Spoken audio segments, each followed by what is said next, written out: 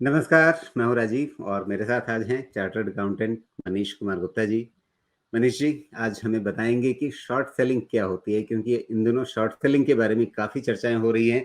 बहुत ज़्यादा चर्चा ख़ास करके हो रही है अदानी समूह के संदर्भ में, क्योंकि हिंडनबर्ग रिसर्च की जो रिपोर्ट आई अभी कुछ समय पहले, उस रिपोर्ट के जारी करने से पहले ये कहा गया कि हिंडनबर्ग ने खुद शॉर्ट सेलिंग की थी उसमें और उस शॉर्ट सेलिंग के बाद रिपोर्ट जारी की जिससे बाजार में अदानी समूह को लेकर के घबराहट फैली और उस घबराहट में शेयरों के भाव नीचे आए और उससे फायदा हुआ हिंडनबर्ग रिसर्च का। तो ये सब क्या होता है प्रोसेस का शॉर्ट सेलिंग जो करते हैं वो किस तरह से करते हैं? शॉर्ट सेलिंग का मतलब क्या होता है? ये सब समझने के लिए आज हम जुड़े हैं मनीष कुमार गुप्ता जी से जो चार्टर्ड अकाउंटेंट हैं जाने-माने और उनसे हम समझेंगे कि वास्तव में ये क्या है, कैसे होता है? मनीष जी, सबसे पहले शॉर्ट सेलिंग इस शब्द का मतलब आप समझाएं इसका एक बिल्कुल बिल्कुल आसान शब्दों में या कहें कि जो लोग अकाउंटिंग की भाषा नहीं जानते हैं या शेयर बाजार की भाषा नहीं जानते हैं वो इस चीज को कैसे समझें। बड़ा अच्छा प्रश्न पूछा राजीव जी आपने। देखिए, मैं एक बात कहना चाहता हूं। आज अदानी के शेयरों की जो देश में चर्चा है वो सिर्फ और सिर्फ शॉर्ट सेलिंग की वजह से है। अब वो शॉर्ट सेलिंग क्या है? लोगों को लगता है भाई हमारे पास शेयर थे, अगर हमारे पास शेयर हमने बेच दिए या किसी की वजह से मार्केट प्राइस घट गई तो मेरा तो नुकसान हो गया। अगर शेयर होल्डर का नुकसान है तो फायदा किसे है? आखिर हिंडनबर्ग ने फायदा कैसे कमाया? ये एक बड़ा प्रश्न है। ऐसे में सबसे पहले हमारा ये जानना बड़ा जरूरी है कि शॉर्ट सेलिंग है क्या। तो समझिए शॉर्ट सेलिंग क्या टेक्निक है। जैसे मेरे को लगता है कि इस कंपनी के शेयर के प्राइस ज्यादा है और मुझे ऐसा अंदाजा है या मैं कुछ ऐसा करने वाला हूं जिससे मेरा अंदाजा, जिससे इस कंपनी के शेयर गिर जाएंगे, ये अंदाजा मेरे को कंफर्म्ड है या मैं इस विषय पर काम करना चाहता हूं, तो मैं क्या करूंगा? शॉर्ट सेलिंग टेक्निक का इस्तेमाल करके लाभ कमाऊंगा। अब वो कैसे करूंगा? सबसे पहले जिस कंपनी के शेयर में मैं टारगेट कर रहा हूं वो शेयर मुझे खरीदने नहीं है, वो शेयर मुझे किसी से उधार लेने हैं, लोन पे लेने हैं, गिरवी लेने हैं। यानी मैंने मानो किसी एक एक्स व्यक्ति से 1 लाख शेयर शॉर्ट सेलिंग के पर्पज से, जो कि मेरे मन में है, मैंने किसी को बताया नहीं है, मैंने उनसे ये कह के उधार ले लिए कि मुझे आप 1 लाख शेयर दे दीजिए, इनको मैं 3 महीने या 6 महीने में आपको शेयर चुका दूंगा, एज इट इज शेयर के बदले सेम शेयर दे दूंगा और कुछ खर्चा भी दे दूंगा। तो अब उनके पास वो शेयर आ जाते हैं।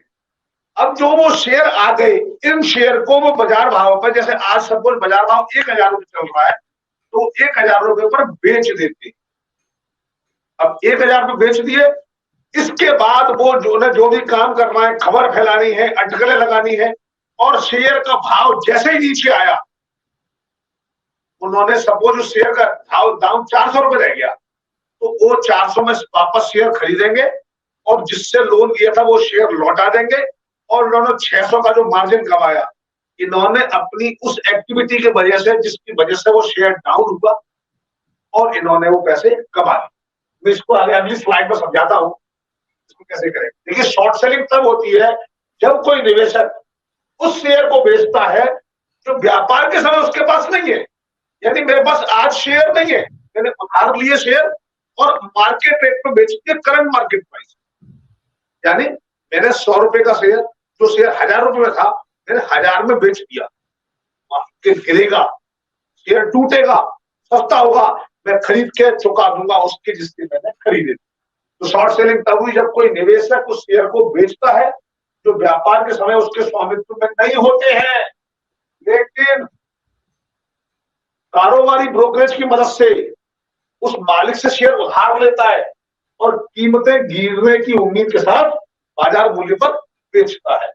और इसके साथ ही जब कीमतों में गिरावट हो जाती है, शॉर्ट सेलर वो शेयर को खरीद लेता है और उन शेयर को वापस करता है। हिंडनबर्ग ने भी बिल्कुल यही किया, शॉर्ट सेलिंग।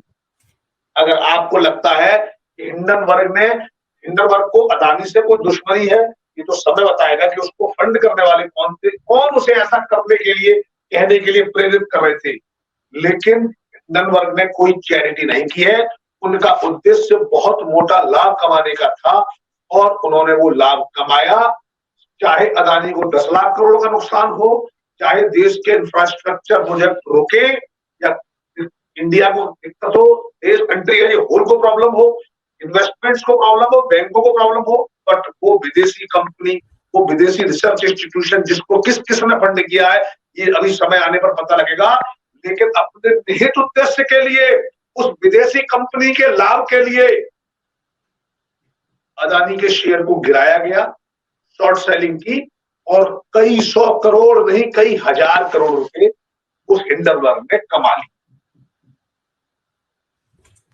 जी, तो मोटे तौर पे आप कह रहे हैं कि ये शॉर्ट सेलिंग का तरीका है और इसमें सबसे पहले आप किसी कंपनी को आइडेंटिफाई करते हैं, पहचानते हैं कि अच्छा इसके भाव गिराए जा सकते हैं, फिर आप किसी ब्रोकरेज से उधार लेते हैं वो शेयर और फिर उन्हें मार्केट प्राइस पर बेच देते हैं, फिर रिपोर्ट जारी करते हैं या किसी और तरीके से अगर आपको अंदाज़ा है कि कोई खबर आने वाली है या आपको लगता है कि ये बहुत ज़्यादा महंगा शेयर है, अपने आप इसे घटना चाहिए, तो किसी भी वजह से आपको अगर एक एंटिसिपेशन है, एक पूर्वानुमान है कि ये शेयर गिरने वाला है, तो उससे पहले आप बाजार भाव पर बेच देते हैं। आपके पास वो था नहीं, फिर भी आप बेच देते हैं और इसके लिए आपको किसी ब्रोकरेज से उधार लेना पड़ता है या किसी ऐसे एंटिटी से जिसके पास वो शेयर हो उससे उधार लेना पड़ता है, आप बेच देते हैं। अगर समय के साथ जैसी आशा की गई थी, अगर उसी हिसाब से शेयर गिर गया, तो गिरे हुए भाव पर आप वापस खरीद लेंगे शेयर को, जिससे उधार लिया था उसे चुका देंगे। जो आपका बेचने का भाव था, नीचे वापस खरीदने का जो भाव है, दोनों का जो अंतर है, जो मार्जिन है, वो शॉर्ट सेलिंग करने वाले व्यक्ति का या संस्था का या कंपनी का मुनाफा हो गया है। मोटे तौर पर यही मनीष जी? बिल्कुल बिल्कुल, आपने ठीक बिल्कुल एनालिसिस किया राजीव जी।